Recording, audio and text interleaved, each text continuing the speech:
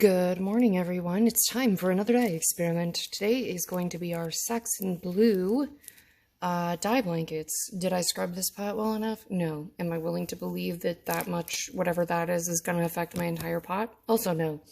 So I have scarves ready to roll up with dye blankets, and I also have fabric just to dye with the Saxon blue.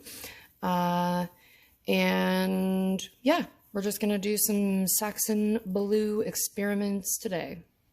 All right, here's our terrifying Saxon blue dye bath. What I wanted to say is, what I've realized about the thinner silks is that they typically just take a lot less color, obviously because there's less fabric there. For instance, if we look at my jar of fibers here that I'm pre-wetting, you can see at the bottom, that is the thin, beautiful charmeuse, and then that is the silk noir. So one is able to carry more dye than the other. So if you want really dark printing onto thin silk, you're going to have to use a very high density of dye into your dye blanket. Otherwise, it will not come out that intense. It probably won't come out that intense anyway, no matter how much carrier you get going on there. But you will want a pretty dense color bath before you try to make a dye blanket. The cats are trying to kill each other. Sorry if you hear meowing in the background. So to kind of test the strength of the dye bath, I will throw in a couple pieces of mordanted silk, see how much color it's picking up. If it's not super dark, then I know I will want more in my dye blanket. If it is super dark, then we will leave it and just soak our dye blankets and try to exhaust the bath that way. This is just two pieces, one oak gall mordanted and one alum for the Saxon blue, and that's very, very light, so that's okay. That just means I'm going to add a considerable more Saxon blue to the dye bath because I want a darker control before we start this process. Also, I'm not sure that the silk really likes oak gall as a mordant, to be perfectly honest. It might do fine as iron prints later, but it is breaking up some color. Might be a timing issue. But I'm going to mess around with it a little bit because I just don't want it too dark is my main concern. I don't want everything turning dark. Okay, here are our dye blankets. They are aggressively steaming. Let them get a little hotter than I wanted to. Now, keep in mind that those are made of cotton. They will not hold that dye. In no way is the dye embedded in them. So I'm a little worried that it's not dark enough to impart a ton of color onto this, but we're gonna test it and trust it because it made everything else very dark. Anyway, the only thing holding the color into this is the water. So if I squeeze every drop of water out of this, I will probably squeeze most of the pigment out too. So we want to leave these a little bit moist. Don't burn yourself. We're gonna do quite a few roll-ups just like we did yesterday, so we have some cool things to see how they turned out. But I'm going to put on these dye blankets and get everybody rolled up for another test. Okay, I just wanted to show you, I have a big square of charmeuse that came from Anini Designs. They were very kind and sent me some extras to play with. Not sponsored, they're just very nice people who I totally support, and they're local to me. So I have put down the dye blanket on top of the leaves. I put these leaves wrong side up so that the wrong side will be touching our silk. And now I'm going to flip this over the top and roll it. Okay, I love you, goodbye. The Saxon blue dye children are in for 1 hour. Okay, bye-bye. Okay, there are our Saxon blue dye blanket attempts. We will get them out, let them cool a little bit, and unwind them and see how we did. It looks like the color fell out of the cotton. The cotton is less colorful. Promising. I don't see a ton of color in the silk, which scares me. Well, I guess we will see soon. Well, hello everyone. We're here to unwrap our Saxon blue dye blanket experiments. I am already a little scared because I'm not seeing a ton of color transfer. So I'm a little bit terrified about the amount of color transfer we got, if any. If not, I can absolutely stick these right back into the dye bath and try to get some more blue to take. But it looks like the silk does not love to uptake the color of Saxon blue as well as I thought, and it especially hates oak gall tannin, is what we have learned. It spits it off. It spits off the Saxon Blue if you've tannined it with oak gall. So note to the wise. All right, I'm going to unwrap one of these at speed and get us going.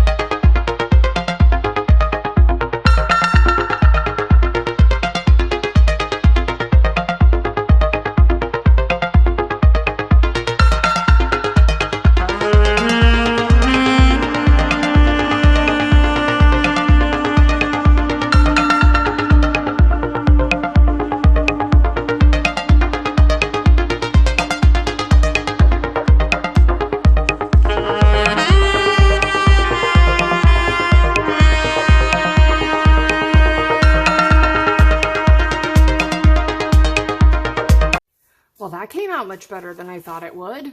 I was very nervous. It did okay. I think if I even dipped this into the Saxon Blue again, we could probably fill in some of that. I'm tempted. We'll take a peek at it in a second, but that looks pretty great. Not gonna lie. Pretty happy with that. Okay, let's unroll another one. These are still very hot, so if I look like I'm burning myself, I am a little bit.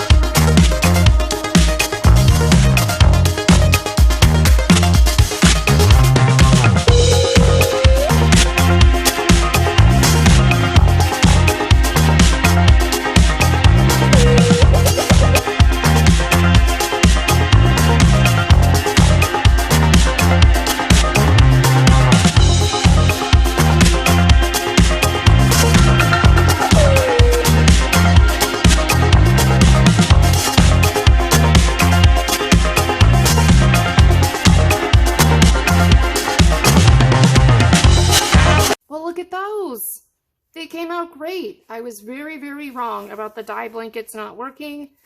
Call me crazy. They came out great.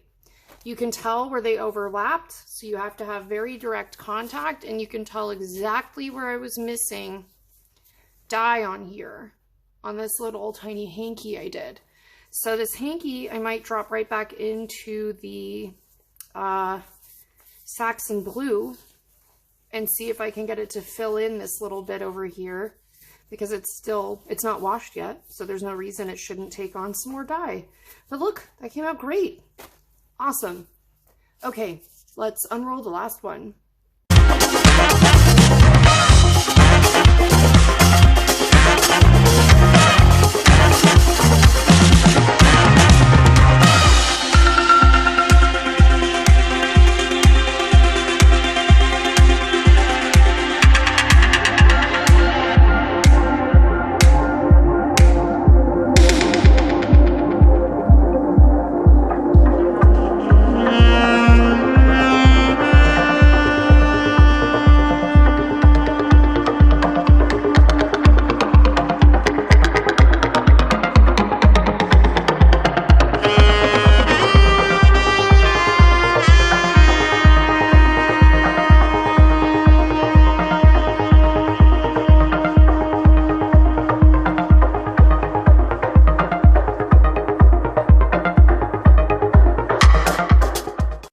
we finally arrived at the moment of unpredictable results again. Great job, everybody.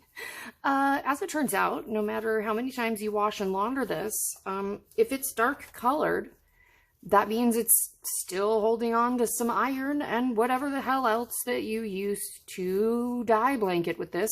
And as a result, I don't think we could ever reproduce this. It's the most beautiful, muted blue jean color. It is stunning. I don't think we could ever reproduce this short of just using really dirty dye blankets. But look at the print. And I bet that's because there's that little bit of iron in there. Dang it. Iron and alum strike again. And this is the oak gall mordanted one. Wild. I am never not shocked by the things that come out of our steam baths. Well, I will launder these and update you what they look like. Very different based on the cleanliness of your dye blanket. So note to self, don't, unless you want unpredictable results, do not use dirty dye blankets. But look at the pretty print. Look, so good. All right, so here is a view of the beautiful silk charmeuse from Anini Designs. You can see that you can definitely see the fold line here, which is something we could avoid next time.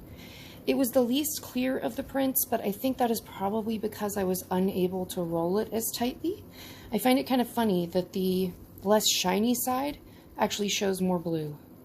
Anyway, that is one of our silks from the Saxon Blue dye blankets. All right, here is our look at the second Saxon Blue dye blanket. And I have white paper behind this, but it still seems to just really freak out the camera. As you can see, the transfer is really light. It's definitely very light. I should have made it a much more dense dye bath for a dye blanket specifically. But you can see this beautiful kind of medium blue that we got out of it. And then what I'm learning is that the silk does not love oak gall tannins. Not a fan. It just really kind of saddens things. So this is oak gall tanned silk. Noir, I think it's called. And it is just more sad than anything. It's definitely saddened. If you hear the cat yelling, it's because I've shut the door and he finds that upsetting. Anyway, that is our second Saxon Blue dye blanket test, and then these are our just tests on alum mordanted silk. We can always save those for something. And then we'll look at our last scarf that was our weirdo of the group. And here is the silk charmeuse with the same leaves. And again, because it wasn't alum mordanted, the leaves didn't give off that neon yellow that they do. But because there was a little bit of iron remaining in that dye blanket that I thought I had washed out well, we got some prints that are absolutely perfect. Like down there and over here. Some of them are just absolutely perfect. But then they got this like beautiful silver color because of the iron that was left over in the dye blanket and probably a little bit of cochineal, which also purpled it a little bit. But I think it came out gorgeous, and I don't think that you could reproduce that purposefully. I mean, we could probably try, but it would be hard because that's mostly chalked up to a little bit of chaos.